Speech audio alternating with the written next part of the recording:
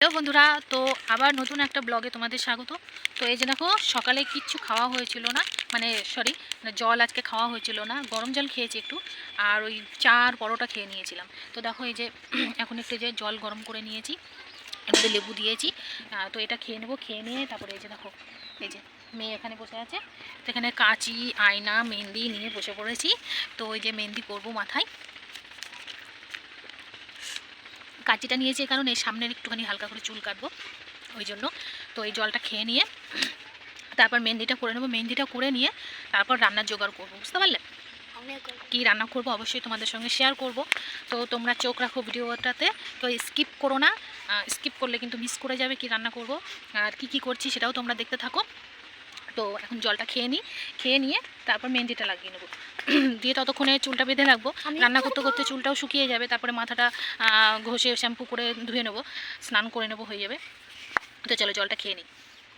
আমিও করবো chilli colour.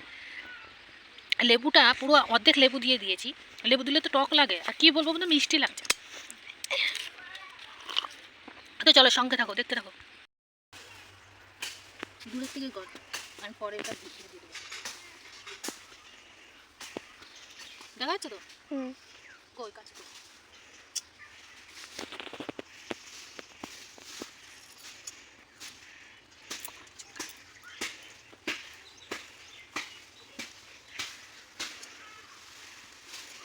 এগুলো চুলের মধ্যে রেখে দিই।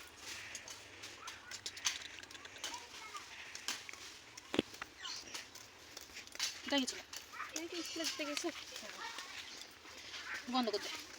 তো দেখো বন্ধুরা, মেহেন্দি দেওয়া হয়ে গেছে। প্রথমে ব্রাশ দিয়ে দিচ্ছিলাম, কিন্তু দিতে খুব অসুবিধা হচ্ছিলো। তারপরে দেখো হাত দিয়ে দিয়েছি, আর রং হয়ে গেছে, মেহেন্দি হয়ে গেছে। তারপরে এখন রঙগুলো সব তুলে নেবো, তুলে নিয়ে এই যে দেখো বন্ধুরা, রান্না বসিয়ে দিয়েছি, চলে এখানে আসলাম উনুন ধরিয়ে রান্না দিয়েছি, এখানে বসাতে। কড়াই বসিয়েছি। তো দেখো কি এখানে রান্না হচ্ছে করছি আলুর দম হবে তোমাদের তো আর শেয়ার ফ্রাইড করবো। রাইস হবে। দেখো এই জন্য দেখো এই যে চালটা গরম করতে বসিয়ে দিয়েছি, আর এই যে দেখো আলু আর মটরশুঁটি আছে এখানে, আর এখানে হচ্ছে এই যে চালটা ভিজিয়ে রেখেছি, এখানে এই যে কাজু বাদাম আর কিশমিশ আছে, আর এখানে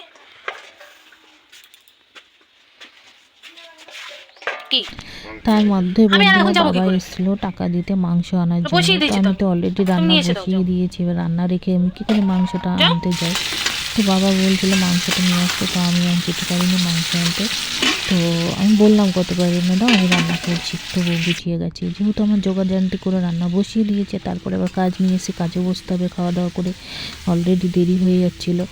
তো যাই হোক, বাবা আর গেল না, তো মাংস আর করা হলো না। তো এদিকে দেখো আলুর দমটা বসিয়ে দিয়েছি, আলুর দমটা করে নিচ্ছি, আর ওদিকে চাটনিটা পরে করবো। আলুর দমটা নামিয়ে তারপরে চাটনিটা করবো। এদিকে দেখো রাইসটাও রেডি হয়ে গেছে, এই যে দেখো খেতে বসে গেছি। ও হ্যাঁ, তার আগে খাবার দাবার বাবা মাকে দিয়ে দিয়েছি, ঠিক আছে। ফাইনাল লুকটা তোমাদের সঙ্গে শেয়ার করতে পারিনি, তো ওদেরকে দিয়ে দিয়েছি খাবারটা।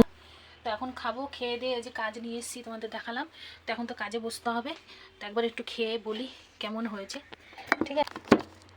খেয়ে বল কেমন হয়েছে ফটোফট।